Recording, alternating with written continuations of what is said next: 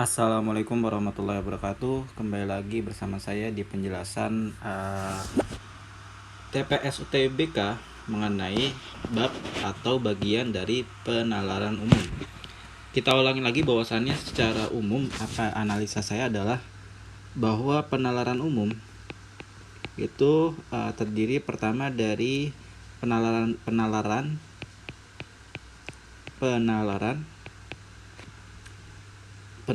pernyataan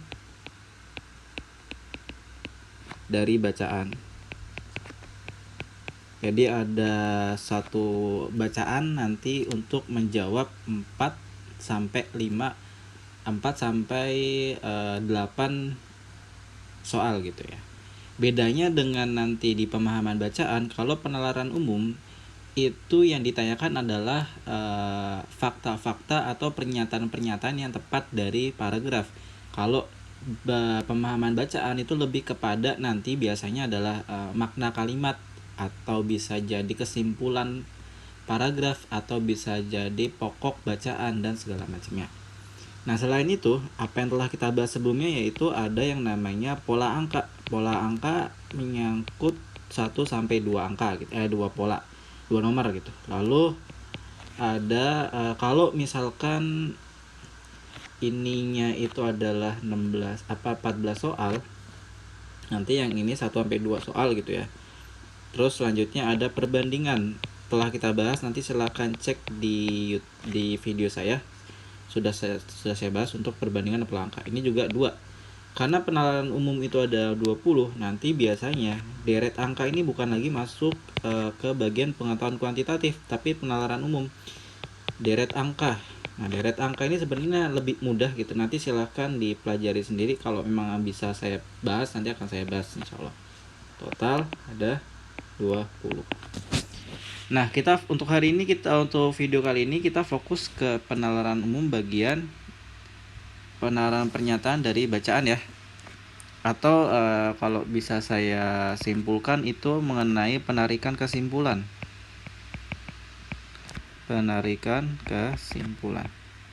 Dimana nanti konsepnya adalah, kalau yang belajar matematika dulu kelas 10 gitu ya. Kalau saya dulu belajar 10 ada yang namanya logika matematika. Kalian nggak perlu tahu definisi segala inti detail dari logika matematika tersebut, tapi bagian logika matematika mana yang akan kita pakai untuk mengambil kesimpulan dari paragraf yang ditanyakan. Oke, yang biasanya yang dipakai itu bagian mana? Bagian implikasi nih. Implikasi itu yang menyatakan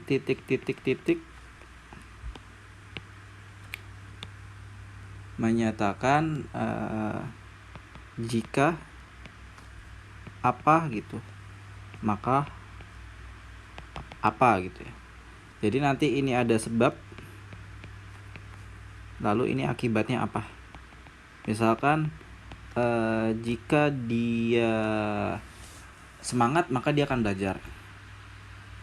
Apa yang menyebabkan dia akibatnya belajar? Itu karena dia semangat. Atau misalkan jika dia lapar, maka dia makan. Apa yang mengakibatkan dia makan adalah karena dia lapar. Ini kalau saya simbolkan gitu ya.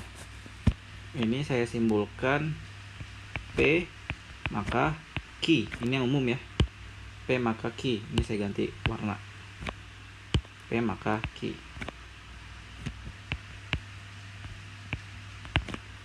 Oke. Kita langsung main di prakteknya aja. Contohnya gimana? Jadi contohnya di sini ya. Jika Adul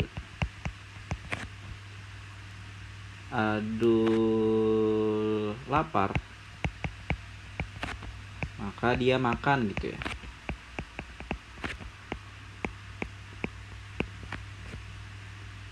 Oke. Jika Adul lapar ini kita simbolkan huruf P gitu. Dan dia makan kita simbolkan huruf Q, premis P. Nah, nantinya dari pernyataan premis ini akan diambil kesimpulan atau ditarik kesimpulan. Pertama, ada yang disebut dengan sebenarnya namanya itu adalah modus-modus nanti ya. Ada modus ponen, modus tolen, dan silogisme. Kalian nggak perlu ngafalin modus ponen itu apa, modus tolen itu apa, silogisme itu apa, tapi yang penting bagaimana cara mengambil kesimpulannya. Contohnya gini, pernyataannya, premisnya kan selalu P dan Q ya. Ini selalu premisnya selalu ini ya, P maka Q. Dia minta diambil kesimpulannya kalau dia P, maka kesimpulannya apa gitu kan ya. Ini disebut dengan modus ponen sebenarnya. Q-nya warna biru untuk menyesuaikan. Jika P, maka jawabannya adalah Q. Ini yang pokok dulu. Bagaimana cara membaca kesimpulannya? Gini. Jadi jika Adul lapar, maka Adul makan. Premisnya apa? Dia lapar, maka kesimpulannya dia akan makan. Lalu ada modus tonen yang kedua, ada modus tonen. Sama, pernyataannya adalah P maka Q. Lalu yang diminta premisnya adalah pernyataan kedua adalah negasi Q. Ini modus tolen. Maka kesimpulannya apa gitu kan ya. Maka kalau negasi Q, negasi P. Jadi jika Adul, pernyataan pertama jika Adul lapar maka dia makan. Terus pernyataan kedua, dia tidak makan. Berarti kan kalau dia nggak makan, maka sebabnya dia tidak lapar atau negasi P. Negasi ini adalah kata-kata tidak biasanya. Nah, turunan atau perluasan dari modus ponen yang ini nih, yang ini itu adalah ada pernyataan P maka Q, tapi dia bukan P yang ditanyakan, dia Q. Maka kesimpulannya apa? Kesimpulannya ternyata Q. Kenapa? Jadi gini, jika Adul lapar maka dia makan. Pernyataan kedua, dia makan gitu. Dia makan sebabnya apa? Ternyata secara teori itu kita tidak langsung menyatakan bahwa dia lapar. Siapa tahu dia bisa bukan hanya lapar, mungkin dia iseng pengen ngabisin makanan gitu. Jadi gini maksudnya, kalau misalkan yang ditanya Q, maka kesimpulannya bukan P, dia Q lagi, karena dia makan. Kalian fokusnya ke penyebabnya bukan akibatnya. Dia makan, siapa tahu dia bukan lapar gitu ya. Ternyata dia hanya pengen ngabisin makanan, habisin makanan dihabisin. Atau ya dia pengen pamer aja, dia pengen pamer bahwasanya dia punya makanan, akhirnya dia makan gitu. Maka nggak boleh tuh ketika akibatnya adalah dia makan, kita nggak boleh mengambil kesimpulan bahwa dia lapar. Siapa tahu dia ada sebab lain gitu. Lalu untuk turunan yang modus tolen, jika ditanyanya adalah jika yang ditanya adalah negasi P ya, P maka Q, yang ditanya adalah P di sini, maka kesimpulannya juga P. Jadi gini bacanya, jika Adul lapar maka dia makan. Yang ditanyakan dia lapar. Ternyata secara teori salah. Negasi P nih yang salah ya, negasi P. Negasi P kesimpulannya adalah ya negasi P. Kalian fokus ke pernyataan di sini. Jika Adul lapar maka dia makan. Yang ditanyakan adalah dia tidak lapar. Maka kalian tidak boleh mengambil kesimpulan bahwa atau membuat pernyataan baru bahwasannya dia tidak makan gitu. Misalkan gini, negasi P maka negasi Q. Kalian nggak boleh nantinya dalam soal penalaran bacaan, kalian nggak boleh menambah pernyataan baru. Jadi misalkan dia tidak lapar maka dia tidak makan, nggak boleh gitu ya. Kalian tetap kalau misalkan yang ditanyakan adalah dia tidak lapar maka dia juga tidak lapar, atau secara rumusnya gitu, secara konsepnya P maka Q. Jika yang ditanyakan negasi P maka jawabannya adalah negasi P. Lalu yang sering dipakai juga nantinya dalam pemahaman bacaan, bukan pemahaman bacaan, pemahaman dari paragraf, pernyataan dari paragraf, ada yang disebut dengan konjungsi. Simbolnya N atau dan. Kemudian disjungsi. Simbolnya adalah ini ya, atau gini. Pernyataannya. Adul suka apel dan melon.